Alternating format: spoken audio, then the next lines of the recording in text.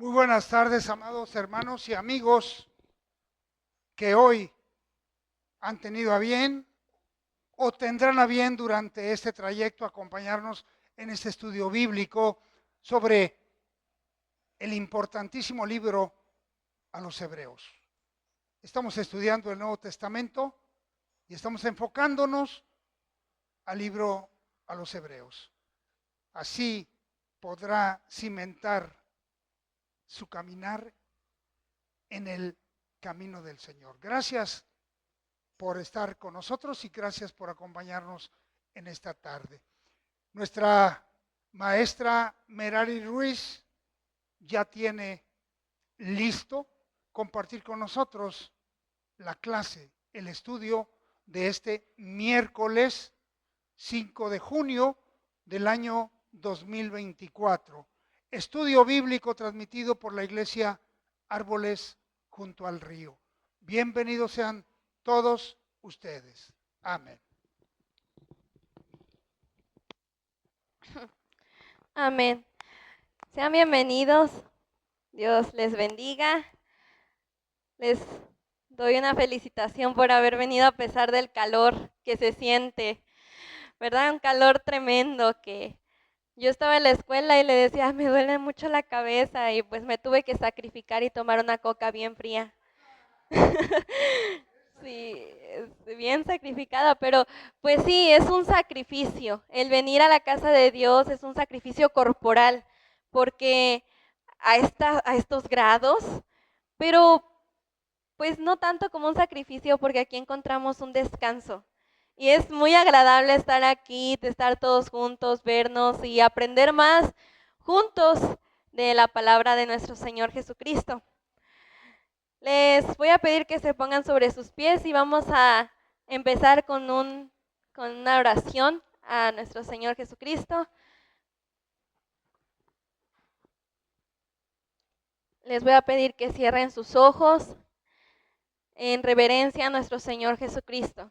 Señor Jesús y Padre Celestial, te doy gracias, Señor, porque hasta estos momentos tú nos has cuidado, Señor, porque tú has estado con nosotros, Padre, y nos has sustentado, nos has cuidado y nos has protegido, Padre bendito. Muchas gracias, Señor, por la oportunidad de estar aquí, Señor, por la oportunidad, Padre, de venir, estar en tu casa, Señor, poder alabarte, poder exaltar tu santo nombre, Señor. Muchas gracias, Señor, porque es un privilegio el poder estar aquí, Señor. Un privilegio, Padre bendito, que lamentablemente muchos no valoran, Señor Jesús. Pero ayúdanos, Señor Jesús, a que nosotros le demos la importancia que tiene, Padre Santo, y la importancia que merece estar en tu casa, Padre bendito. Estar alabándote, estar glorificando tu santo nombre, Padre bendito. Aleluya, Señor. Así mismo, Padre, te pido que abras mente, que abras el corazón, Padre bendito, de quienes están presentes y de quienes están detrás de esa pantalla escuchando, Señor, tu palabra, Señor Jesús. Aleluya. Y te pido, Señor Jesús, que esta sea una semilla que quede en sus corazones, pero no solamente, Señor, que quede ahí, sino que florezca, que dé fruto, Padre bendito. Aleluya, Señor. Y apresura los pasos de quienes vienen en camino, Señor Jesús. Cuídales y guárdales, Padre, para que nada malo les pase, Señor, y que vengan y lleguen con bien a tu casa, Señor. También, Señor Jesús, te pido, Señor, que purifiques mis labios, Padre bendito, que me uses como un instrumento tuyo, Padre bendito. Aleluya. Y te pido, Señor, que seas tú hablando, Señor, por medio de mí, Padre, y no que hable lo que yo quiera, sino lo que tú quieras que se hable, Señor. Muchas gracias, Padre bendito. La gloria y la honra es para ti, mi Señor. Aleluya. Amén.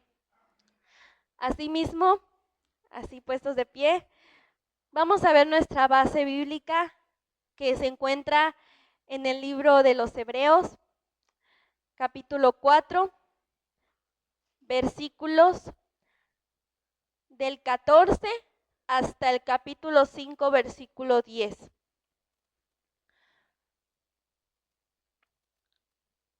Hebreos 4:14. Cuando lo tengan me lo pueden indicar con un amén. Lo vamos a leer de forma alternada. Yo leo uno, ustedes leen el siguiente y nos unimos en el capítulo 5, en el versículo 10. Amén. Dice así, en el nombre del Padre, del Hijo y del Espíritu Santo. Jesús, el gran sumo sacerdote. Por tanto, teniendo un gran sumo sacerdote que traspasó los cielos, Jesús, el Hijo de Dios, retengamos nuestra profesión.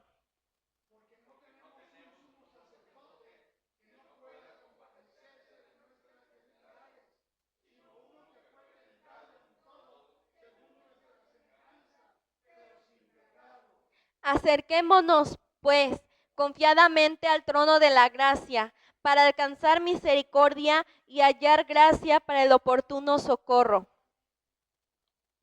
Siguiente.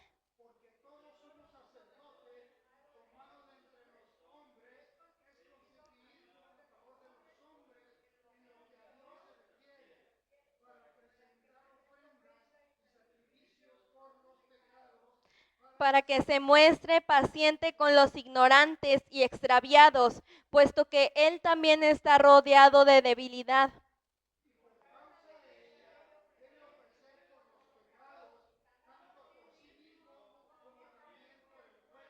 Y nadie toma para sí esta honra, sino el que es llamado por Dios, como lo fue Aarón.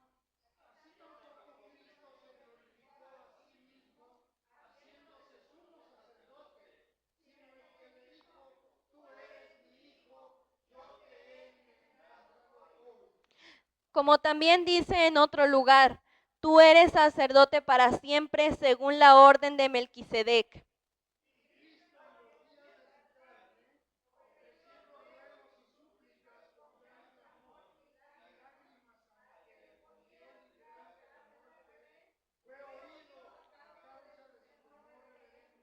Y aunque era hijo, por lo que padeció, aprendió la obediencia.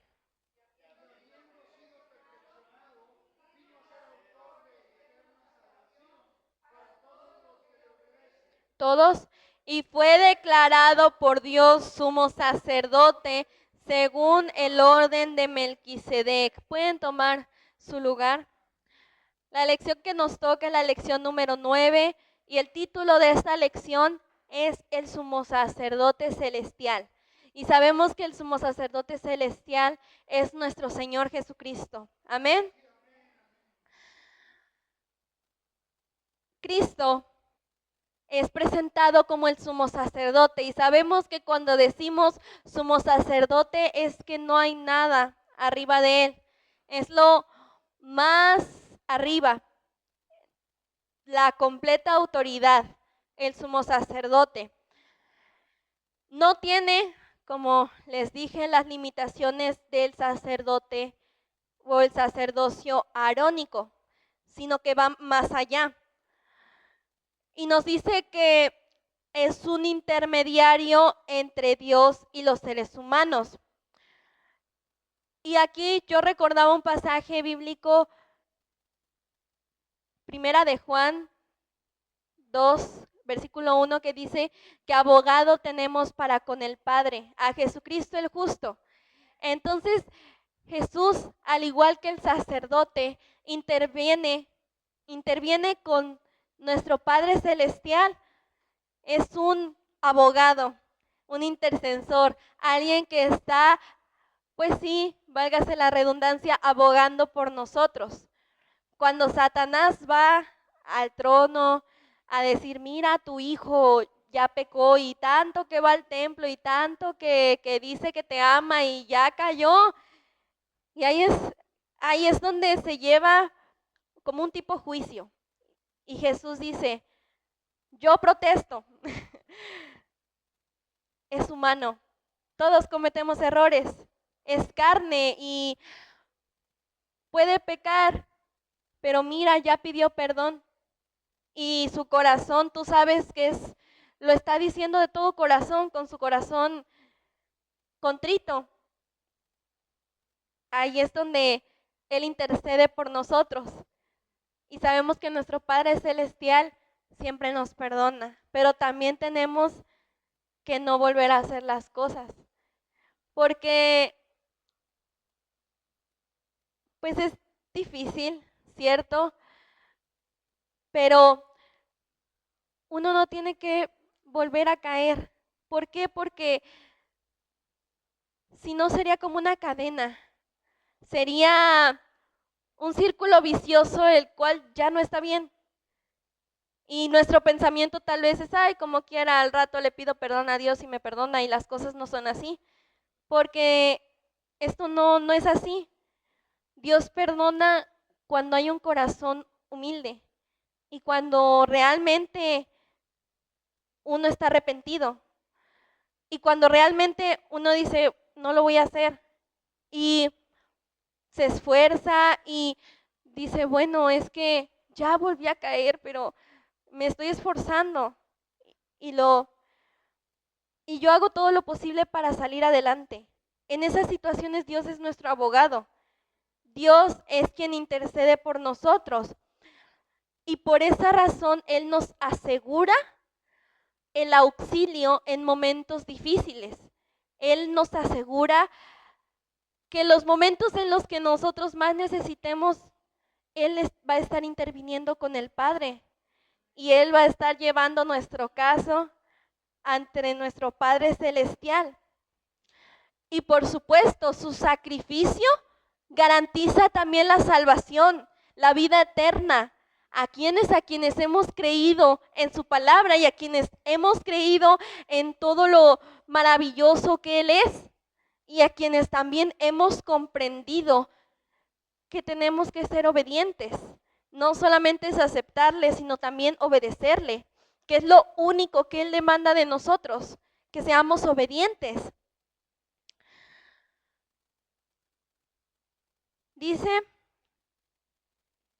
que el sacerdocio de Jesucristo es superior al sacerdocio de Aarón y que el sumo sacerdote, el sumo sacerdocio es el ministerio de Cristo a nuestro favor.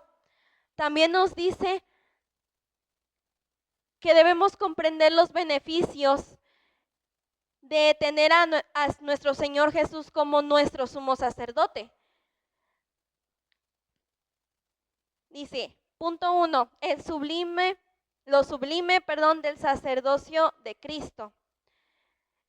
Capítulo 4 de Hebreos, versículo 14. No existe ningún ministerio que sea igual al de nuestro Señor Jesucristo. Dice que ya que es el sumo sacerdote, lo cual es sobre cualquier ministerio sacerdotal. Dice que la declaración de que su oficio trasciende por los mismos cielos resalta aún más su carácter excelso. Y esto lo dice porque en el versículo 14 dice, por tanto, teniendo un gran sumo sacerdote que traspasó los cielos, Jesús, el Hijo de Dios, retengamos nuestra profesión. Y aquí nos está dando una característica muy importante del sumo sacerdote, que es nuestro Señor Jesucristo, que traspasa los cielos, o sea, que va más allá de los cielos. ¿Y por qué dice esto?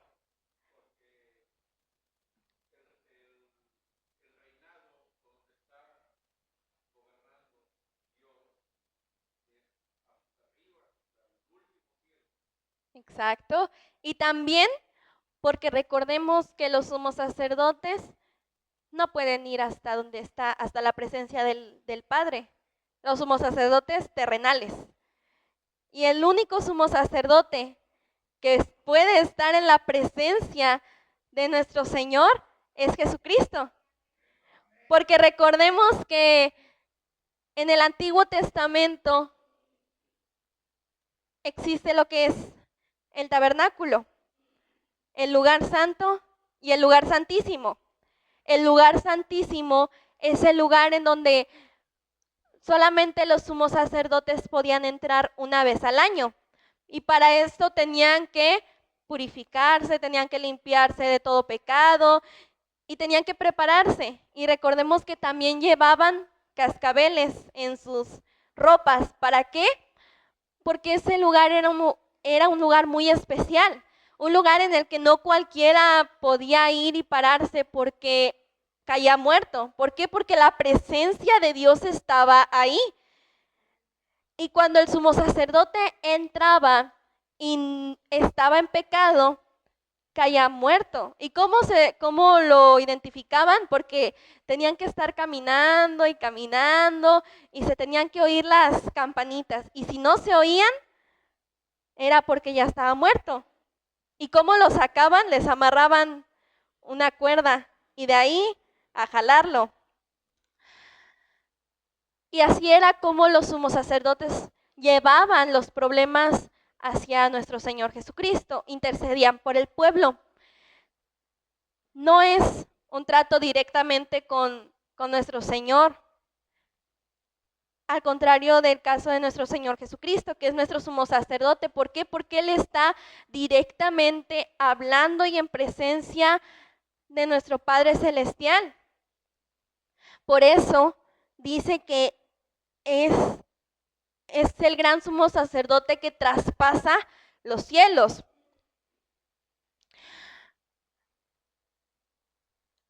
El nombre propio, Jesús, unido a la declaración de su dignidad de Hijo de Dios, indica su humanidad y la divinidad como la perfecta combinación que adjudica a Cristo la superioridad de su sacerdocio sobre Aarón. ¿Qué quiere decir esto? Que Jesucristo, el Hijo de Dios, dice que indica su humanidad, su parte humana, pero al mismo tiempo su parte divina. ¿Sí? Esta es una gran verdad donde dice que la declaración de su dignidad del Hijo de Dios indica su humanidad. Estamos conscientes de que Jesucristo, ¿verdad?, se hizo humano, se hizo hombre. Amén. Caso contrario del movimiento de los gnósticos, ellos dicen que no creen en la humanidad de Cristo. Sí, Dios es un espíritu y todo, pero no creen que Jesucristo se haya hecho hombre. Sí. Y aquí hay que comprender algo muy importante, que nuestro Señor Jesús vino como cualquier otro ser humano. Claro, vino en una mujer virgen, sí. No hubo esa semilla plantada del hombre. Por eso no es como cualquier otro. Pero en todo lo demás creció, era carne. ¿Por qué? Porque alguien divino no siente dolor. Si alguien bueno, yo me imagino que en su divinidad él no sentía dolor. Por ejemplo, cuando estuvo en la cruz, si era divino, o sea, si había venido en su divinidad completa, siento yo que no hubiera sufrido tanto los golpes, los martillazos que le dieron en las manos o en los pies, pero lo sufrió siendo 100% humano, pero claro, con su divinidad. A esto es lo que se refiere, que Él vino como un ser humano, nació, creció, formó su ministerio y por fin cumplió su misión, que vino a salvar al mundo. Y esto muestra la superioridad. ¿Por qué? Porque aún siendo hombre, Él no cayó al pecado. Por eso a mí me llama la atención mucho el versículo 15, que dice que no tenemos un sumo sacerdote que no pueda compadecerse de nuestras debilidades, sino que uno que fue tentado en todo, según nuestra semejanza, pero sin pecado. ¿Por qué? Porque Él sufrió, Él vivió, Él supo lo que es ser un ser humano. Tuvo tentaciones, tuvo dificultades, tuvo muchos dolores, experimentó el miedo y aún así no pecó. Y eso es lo hermoso y lo maravilloso que este versículo nos deja, que Él puede compadecerse de nosotros porque realmente Él sufrió todo lo que nosotros vivimos día a día. Por eso es que Él nos entiende y nos comprende, por eso Él intercede por nosotros, porque Él entiende perfectamente que somos seres humanos.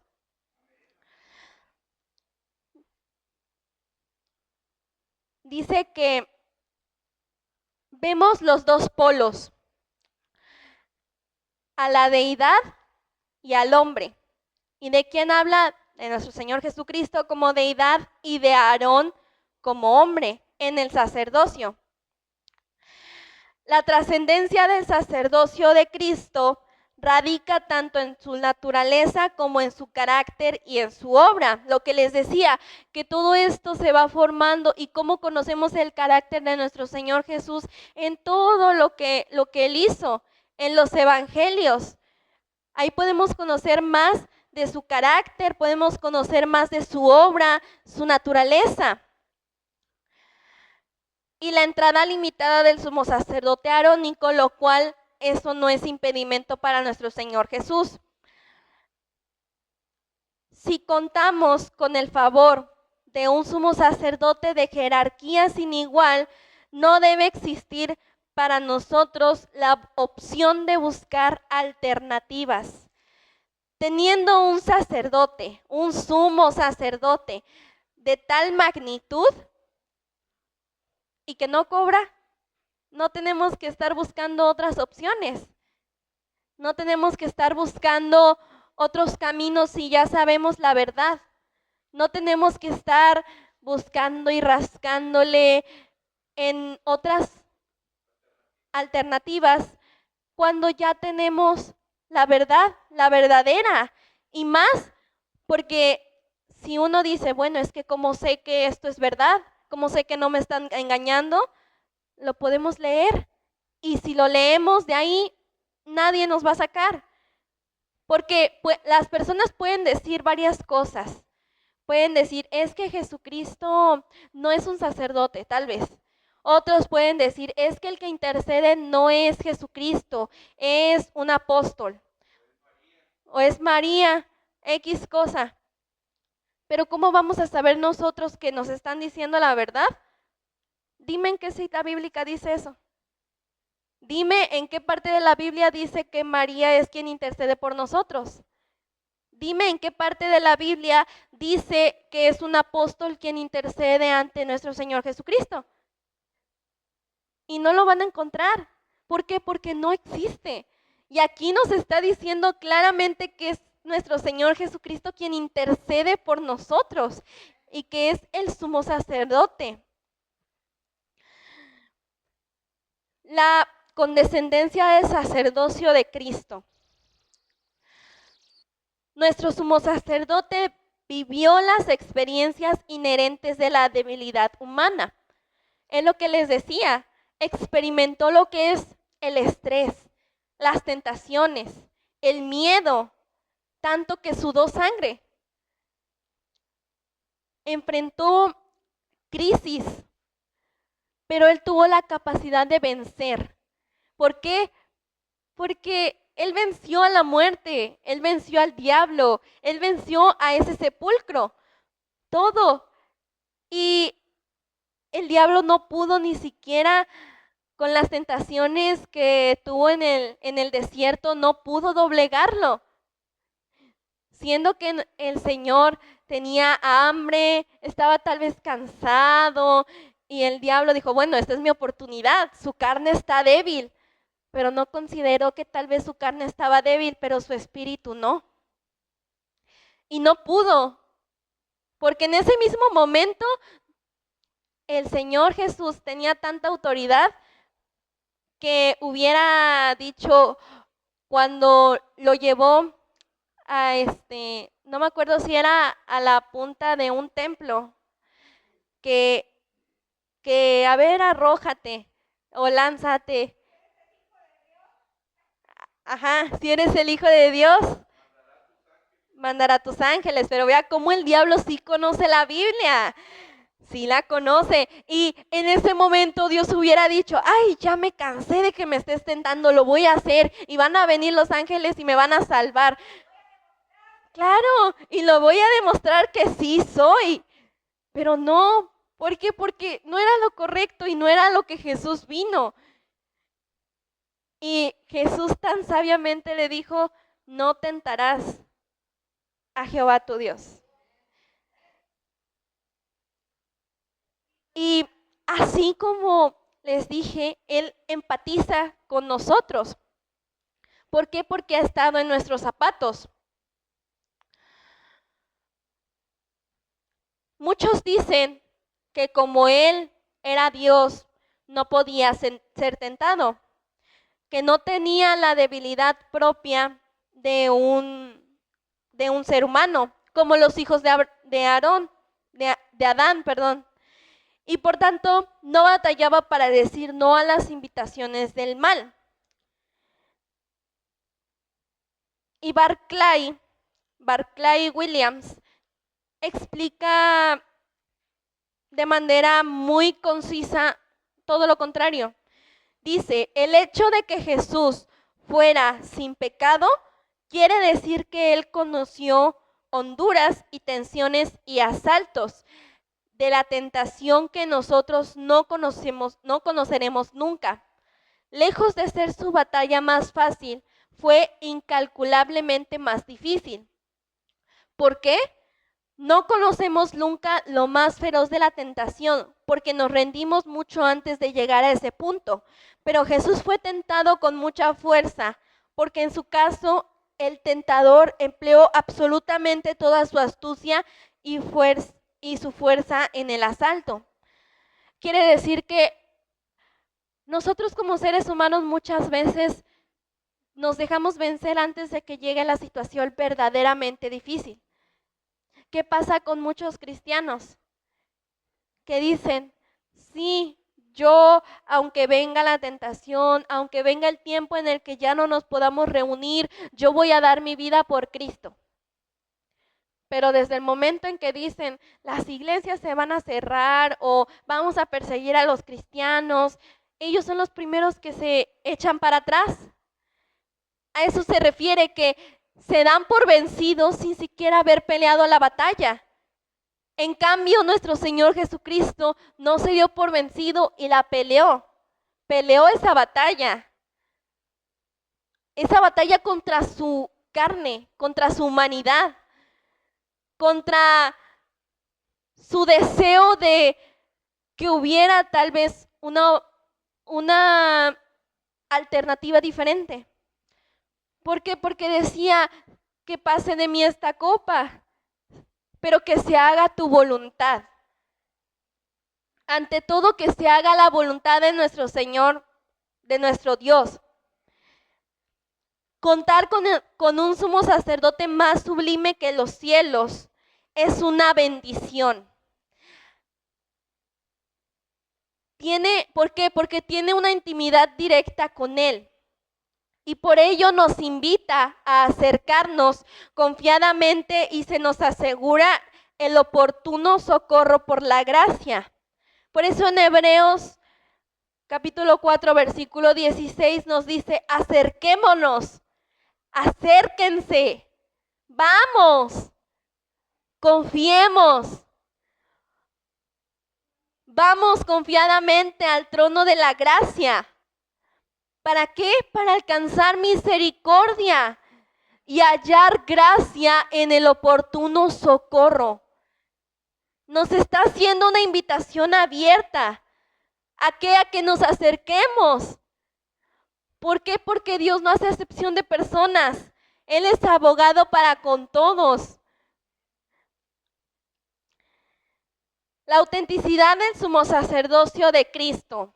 La tendencia de la mentalidad hebrea era relacionar el sacerdocio únicamente con la descendencia de Aarón, como Dios se lo mandó a Moisés, que le dijo que Aarón y sus hijos iban a ser el linaje sacerdotal, ellos iban a ser los sacerdotes. dice que se descalificaba así a cualquier persona ajena a esta familia para tal función. ¿Por qué? Porque así lo había mandado nuestro Dios.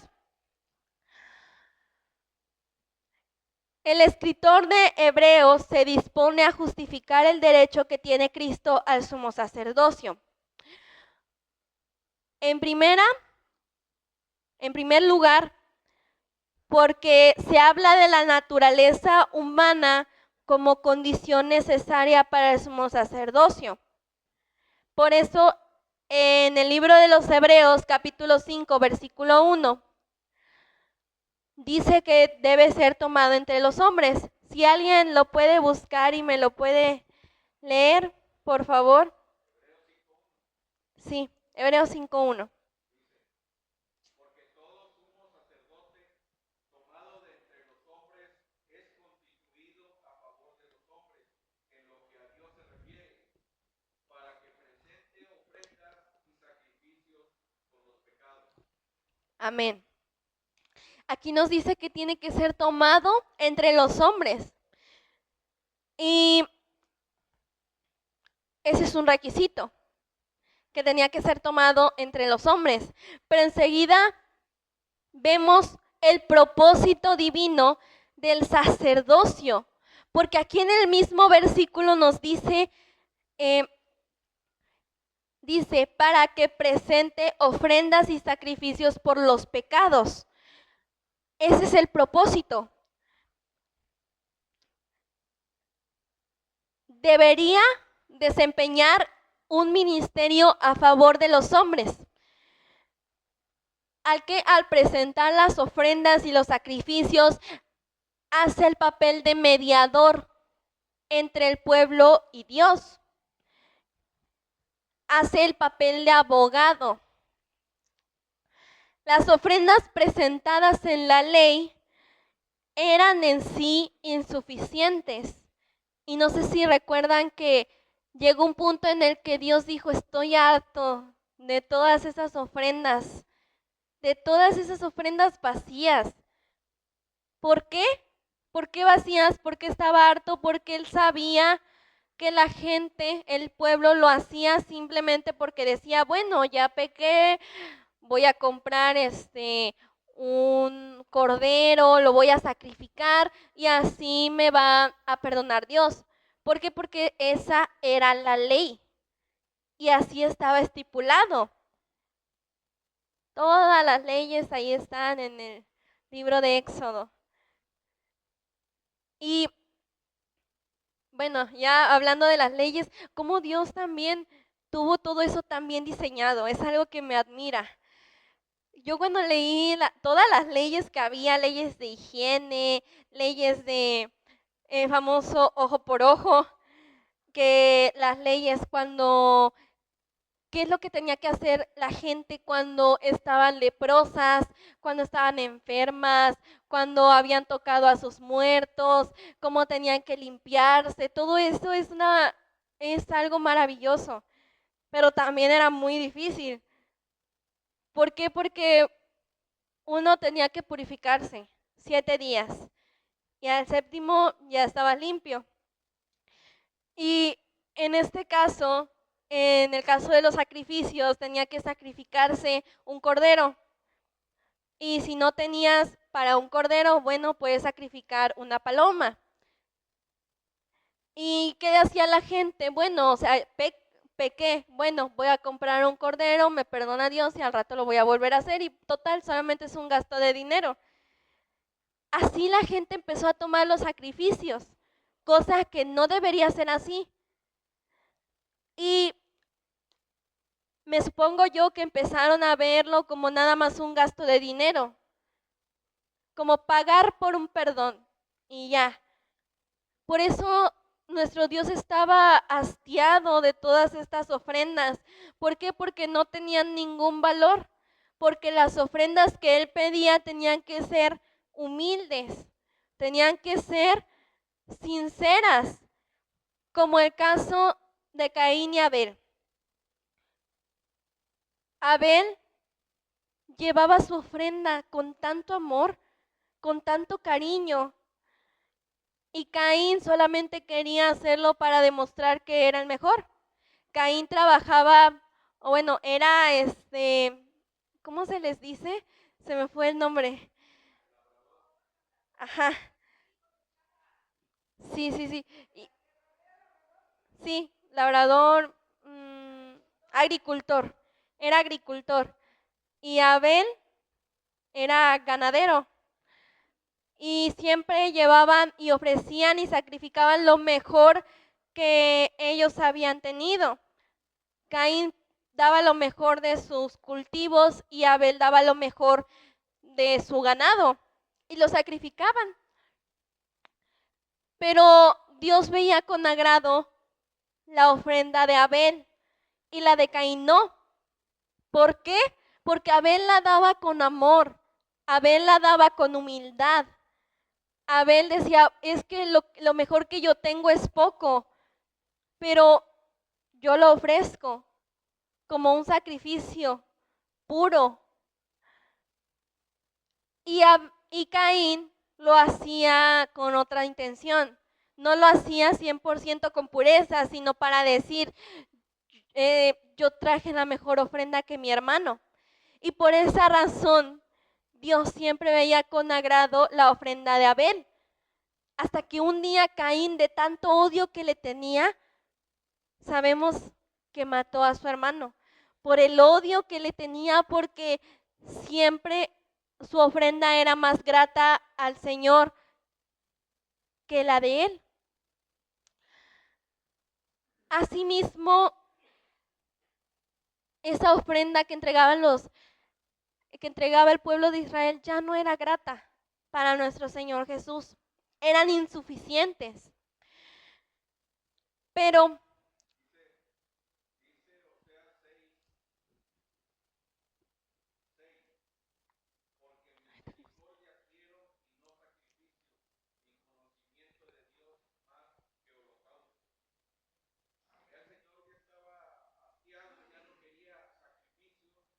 sino que Él quería que tuviéramos misericordia con los demás y aparte del conocimiento de Él, más que ofrecer sacrificio, conocer a Dios. exactamente, exactamente, ser misericordiosos. Pero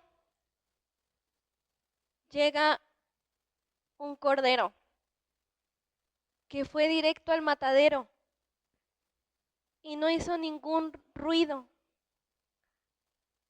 El domingo yo les platicaba que con mi abuelita y con Isaí estábamos platicando que un cordero, cuando sabe que lo van a matar, no hace nada y llora, solamente llora. ¿Por qué? Porque sabe y ya presiente que lo van a matar y no hace ni un ruido, no se queja, simplemente se queda quieto. Y me decía Isa, yo veía cómo sus lágrimas se salían y empezaba a llorar. Y lloraba, y lloraba, y cuando lo mataban se le salían todas sus lágrimas. Pero sin ni un ruido. Y así el Señor no abrió su boca. El Señor no dijo, yo soy Dios y me están sacrificando, me están matando, ahora todos van a morir, no. Él dio su vida por amor a nosotros, sin quejarse, sin nada, sin decir nada. Él aceptó eso por amor a nosotros, por amor a su creación, a sus hijos, a su pueblo. Y ese fue el sacrificio, con una sangre preciosa y satisfactoria para todo el pecado. Y desde ese momento nosotros ya no tenemos que hacer sacrificios. ¿Por qué? Porque ya no dejamos de estar bajo la ley para entrar en el periodo de la gracia. Para entrar en un periodo en el que nosotros ya no tenemos que ir a hacer sacrificios, ya no tenemos que contarle nuestros pecados a alguien y que ese alguien interceda. No, ¿Por qué? Porque desde ese momento en el que nuestro Señor Jesucristo muere, el velo que dividía el lugar santo del lugar santísimo se rasga. ¿Y qué quiere decir? Que ya no solamente el sumo sacerdote tenía acceso a hablar con Dios, sino también nosotros ya teníamos ese acceso. Y dejamos de lado los sacrificios. ¿Por qué? Porque Jesucristo ya se sacrificó por nosotros. Y a nosotros, ¿qué nos toca? Nos toca ser obedientes. Nos toca ser como Jesús. Somos seres humanos, somos imperfectos, pero somos perfectibles. ¿Qué quiere decir? Que con cada día que pasa podemos ir perfeccionándonos, podemos ir pidiéndole a Dios que quite todo lo que a Él no le gusta, todo lo malo, todo lo que está mal. Y Él va a ir haciendo su obra en nosotros. Y aunque muchos digan, es que tú no has cambiado nada, Dios sabe cuándo y cómo está tratando contigo. Porque nadie puede estar en tus zapatos. Nadie puede decirte, es que tú que sufres. Nadie puede decirte, es que tú de qué te quejas. Tú no haces nada. O tal vez es que, pues tú no tienes ninguna obligación. O es que tú te la pasas pues todo el día tranquila. Pero eso es lo que ellos ven. A final de cuentas, el proceso lo lleva cada persona. Y es Dios. Solamente Dios y cada uno de los que están aquí saben el proceso que ustedes están llevando. Y déjenme decirles, no se desanimen. Porque yo sé que esas palabras desalientan. Y esas palabras duelen. Pero no se desanimen. ¿Por qué? Yo lo tomo así. Si alguien te está diciendo eso, es porque el diablo no está contento. Porque tú estás cambiando. Y él sabe, el diablo sabe que está haciendo Dios algo contigo y está haciendo una obra que pronto o a largo plazo le va a calar. Por esa razón, no te desanimes. Al contrario, dale la gloria a Dios. Y así, Dios es quien intercede por nosotros y quien nos ayuda. Por eso Él es nuestro sumo sacerdote. Y es paciente. Es paciente porque toda la obra que está haciendo y hace con nosotros todos los días es paciencia. Paciencia y paciencia porque trabaja paso a pasito, despacio. ¿Para qué? Para que no nos vayamos para atrás. Y si volvemos, Él está ahí también para empujarnos y para alentarnos y decirle, tú puedes. No importa que te equivoques, tú puedes seguir adelante. Sigue caminando, lo estás haciendo bien. Con amor y con paciencia.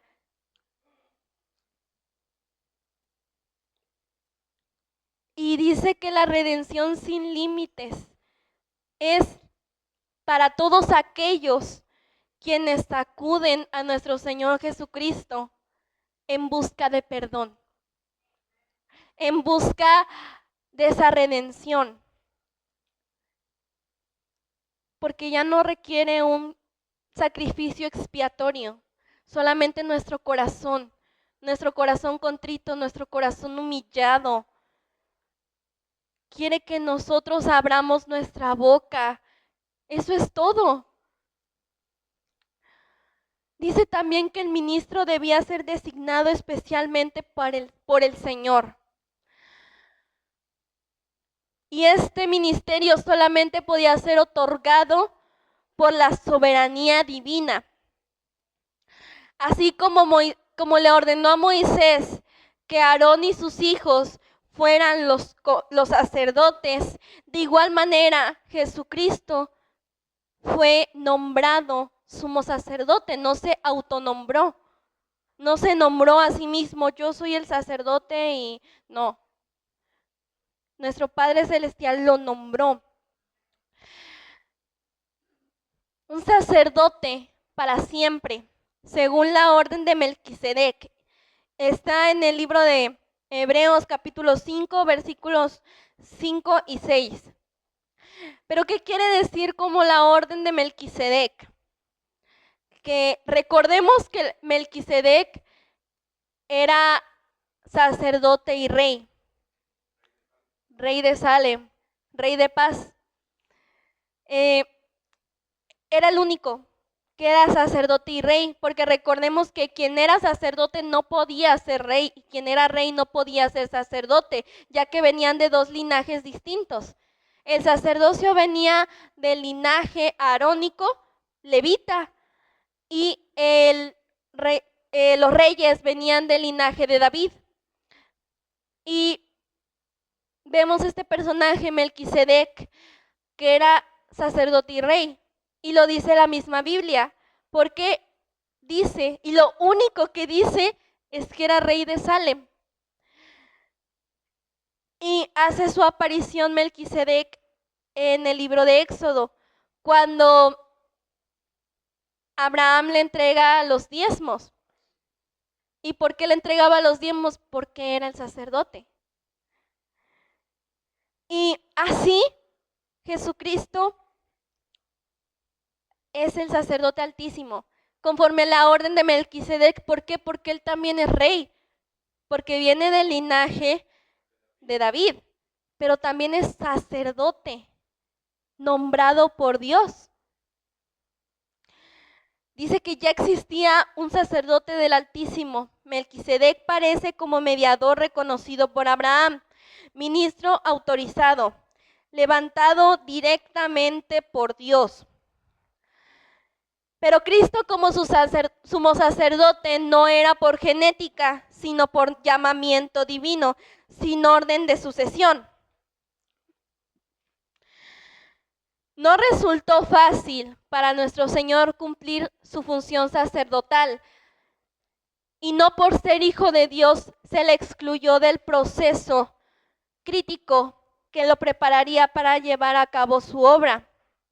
Como ser divino, no se le puede jamás atribuir un proceso de perfeccionamiento, pero en cuanto a su humanidad, le fue necesario atravesar experiencias que le capacitaban para la misión.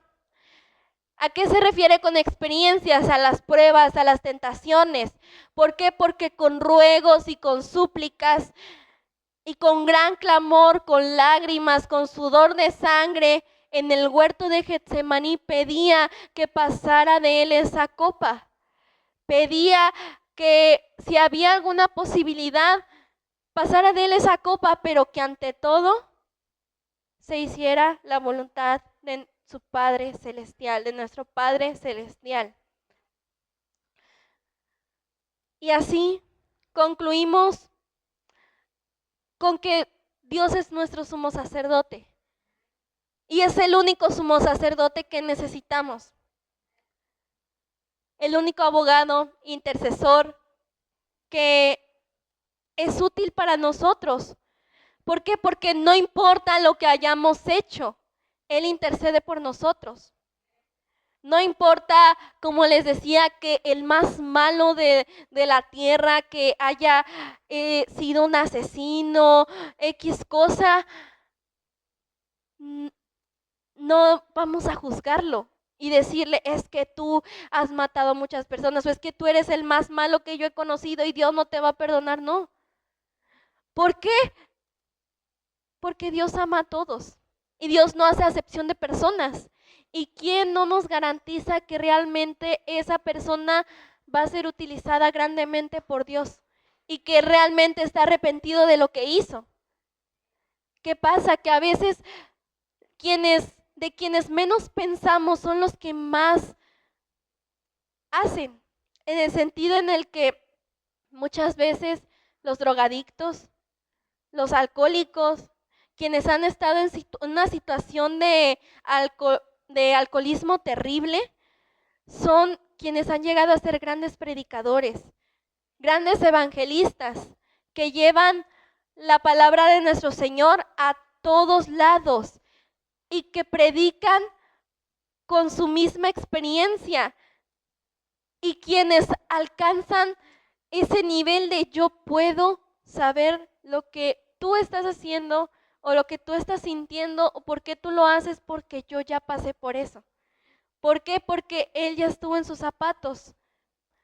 Así, ese grupo de personas puede sentirse identificada, y puede decir, él estaba en mi situación, pero salió adelante.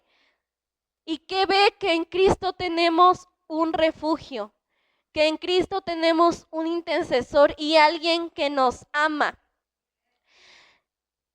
Así también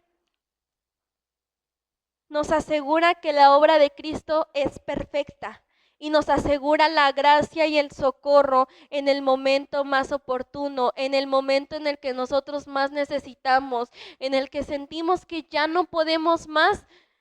Ahí, en esos momentos es donde Jesús también intercede por nosotros y le ruega al Padre que tenga misericordia, y el Padre lo escucha. No te vayas en busca de otras doctrinas. No te vayas en busca de otras corrientes, otros caminos. Cuando en Cristo tenemos la verdad, cuando en Cristo tenemos a un Padre amoroso, paciente, que está con nosotros, que nos ama y que dio su vida por nosotros. Vayamos adelante. No nos dejemos llevar por el mundo. No retrocedamos cuando ya hemos conocido la verdad. Y sigamos adelante, firmes y adelante, dice un himno. Huestes de la fe, sin temor alguno, que Jesús nos ve.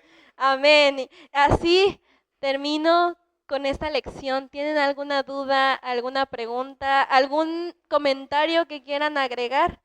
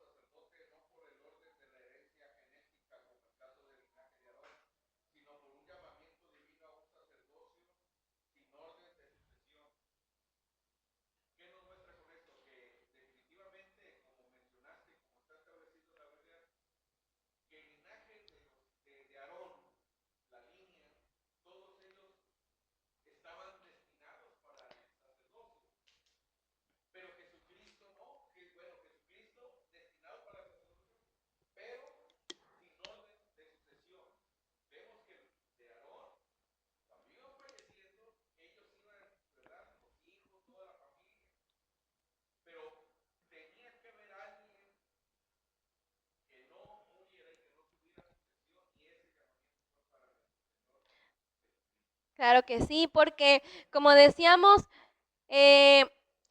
Aarón y sus hijos eran los sacerdotes estipulados por Dios y todo su linaje era linaje sacerdotal.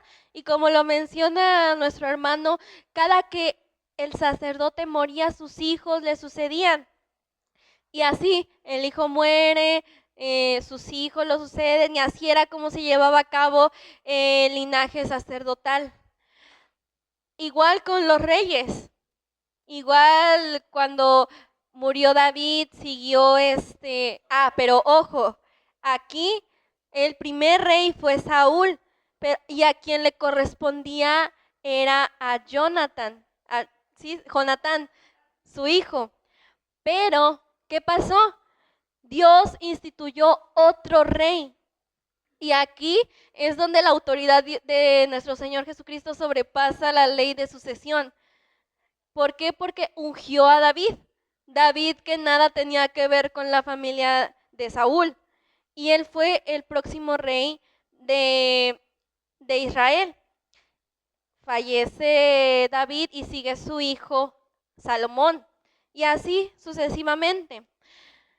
Y como dice, eh, rey, nuestro Señor Jesucristo, no tenía linaje y no tiene linaje. ¿Por qué? Porque Él es eterno. Él siempre va a vivir y Él siempre va a ser nuestro sumo sacerdote.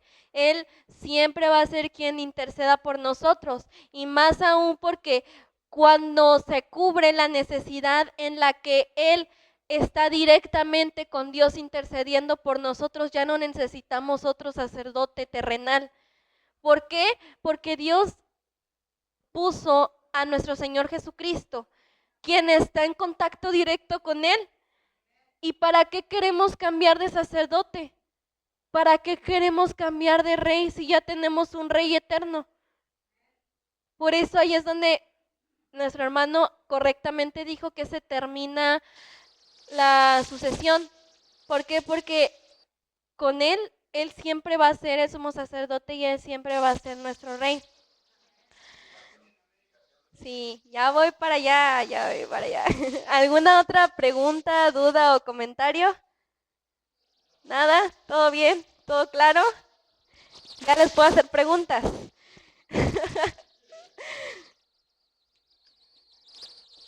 Vamos con las preguntas. Para afirmar el aprendizaje. ¿Quién fue el sumo sacerdote que traspasó los cielos? Jesús, el Hijo de Dios. Pero no los vi muy convencidos, nada más uno me contestó. El siguiente. ¿Quiénes eran los sacerdotes de Israel? Amén. Otra. ¿Quién fue rey de Salem? Melquisedec. ¿Quién era el hermano de Moisés? Una bien difícil. Ahora, la última. Esta todos se la deben de saber, así que todos me la contestan. ¿Quiénes son el linaje escogido, el real sacerdocio, la nación santa y el pueblo adquirido por Dios? Nosotros, los hijos de Dios. Amén. Felicidades.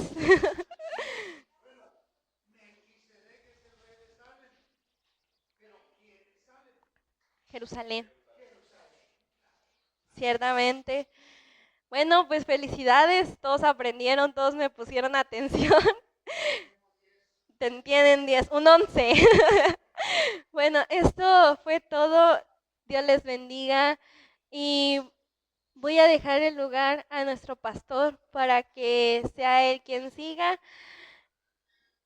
Muchas gracias por todo.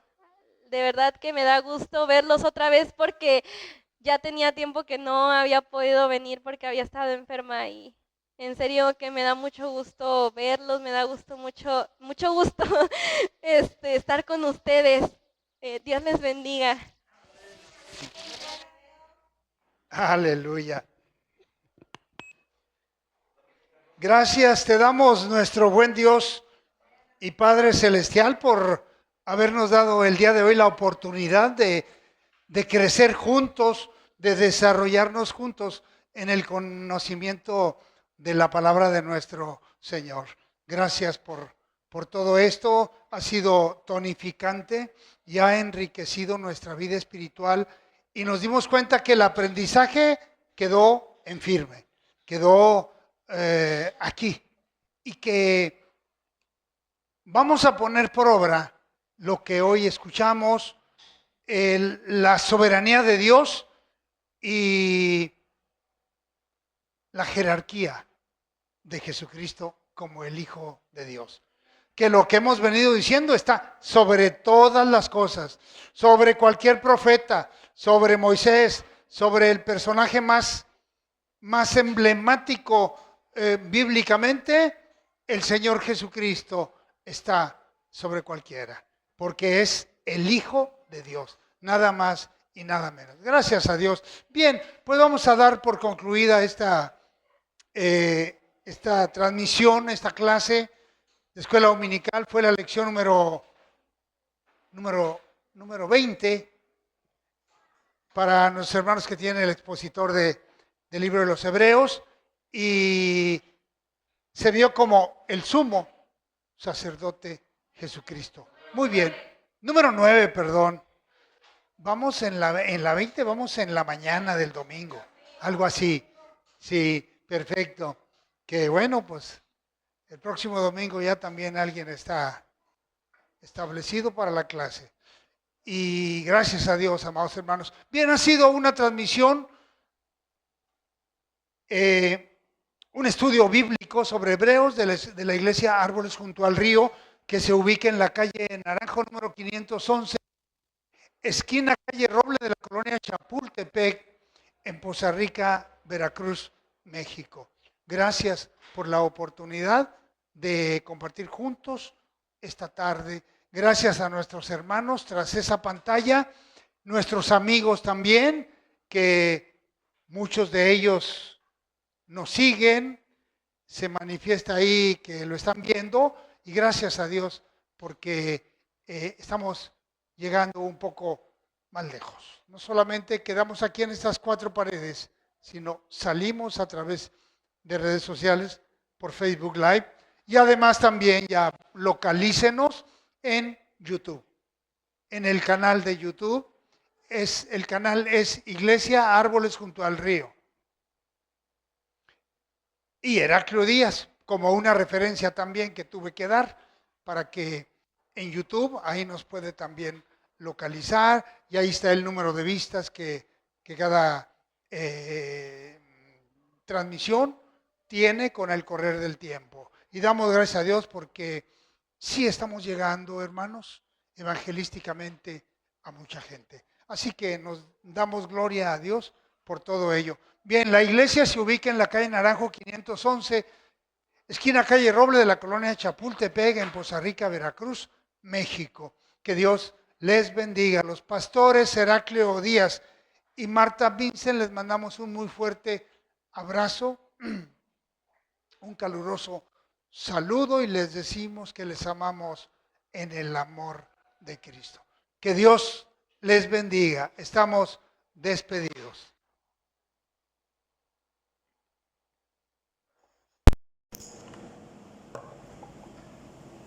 Bien, hermanos, pues póngase de pie. Vamos